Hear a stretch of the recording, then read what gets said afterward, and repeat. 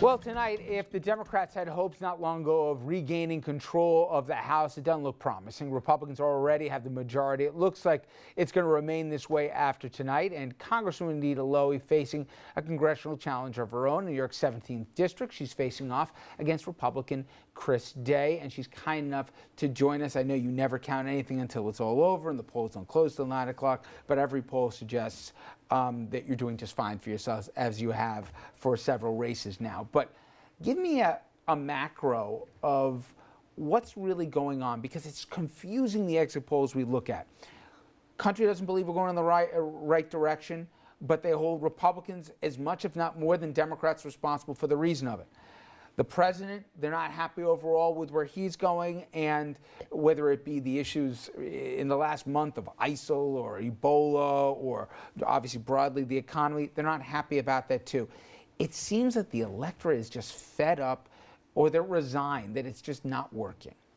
First of all, you said that so elegantly. Thank you. I'm not sure, Richard, I can improve on that. You think that's fair?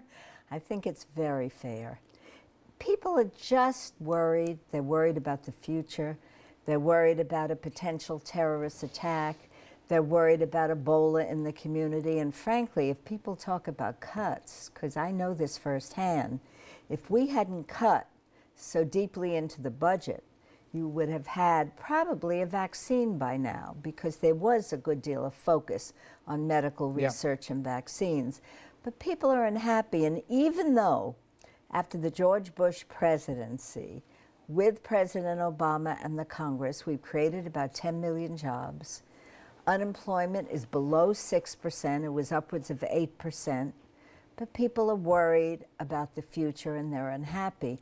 And sometimes when I hear why they're unhappy, it puzzles me. For example, if they are criticizing a Democrat, they will say, Democrats spend too much. Democrats should cut the budget more. We want our taxes low.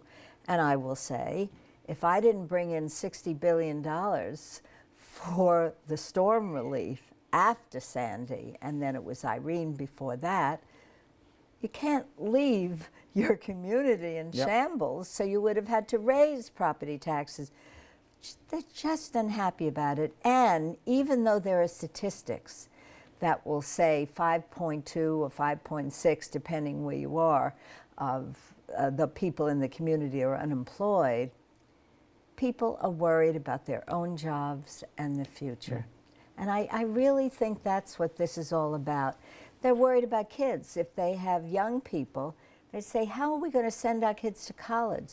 Kids graduating from college, or students, they're adults by then, have a $60,000 ring around their neck. And Andrew, to that point, one of the exit polls showed that, do you think it's going to be better or worse for the next generation of your kids? Overwhelmingly, they said they're going to have a tougher time of it than the parents are having. Yeah. However, I just want to make one point.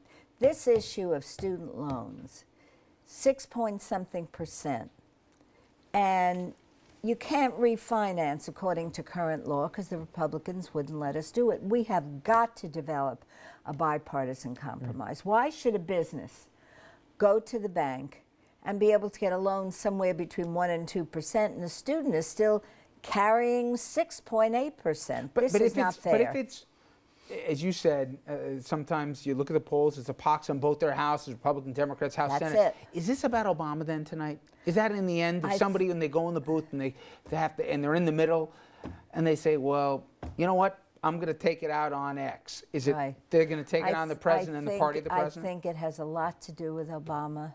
I think it has a lot to do with the Affordable Care Act. And although many of us are looking at ways to improve it, such as expanding tax credits, which are important, there are an awful lot of people that bought the criticism hook, line, and sinker. And it's those issues, I think, but that do you are think really there's tough. going to be a lot of regret on Democrats tomorrow if the trending goes right, that says, hey, you know what? As you said, unemployment's down, a lot more jobs created. I mean, somebody said, Mitt Romney, when he campaigned, said that he'd create before the end of, I guess by 2016, he'd create not as many jobs that have already been created. The unemployment rate, he'd try and get it down to, we're already below what he projected, blah, blah, blah. And then you look at polling, more people like the Affordable Care Act than don't like it now, actually. Would Democrats have regretted treating the president, trying to keep him as far away from the district as possible, or do you not blame him because he would have hurt? I don't know any more than you do about that. The polls will show that it does hurt.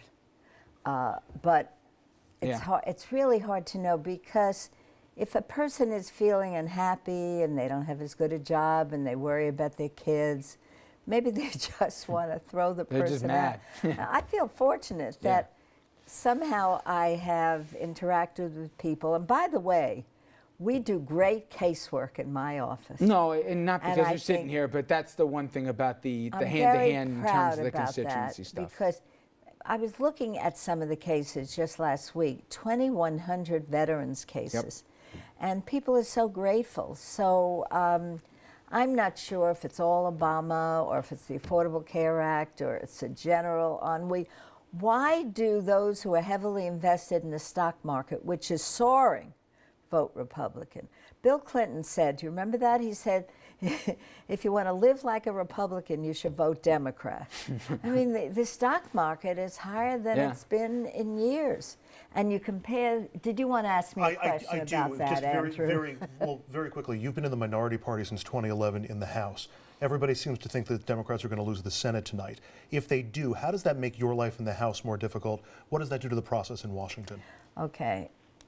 I am still optimistic. I always am an optimist. And the thought of us losing the Senate is really worrisome. I mean, in my position as ranking member, I work with the Appropriations Committee. I work with the chair of the Appropriations Committee in the House, and we always work it out. In fact, as you know, there are Republicans, Democrats, and appropriators, because a lot of people talk and they say they pass bill, but we have the money. Yeah. So if we don't pass it, the government shuts down, and it almost shut down last cycle, but a couple of the Republicans decided to work with us. To give me the rap sign, Congressman, I wish you the best of luck. You're probably not going to need it anyway, as usual I here. always need good luck from you, Richard. Well, then you got it from us here. I know you're going to be in Rockland tonight at your office, and for the Westchester and Rockland residents, remember, you still got a little more than 2 hours to get out there and vote if you haven't already. Congresswoman, best of luck to you. Thank you. Always a pleasure to be with you. You as well. And you too, Andrew. We'll be right back after this. Stay with us.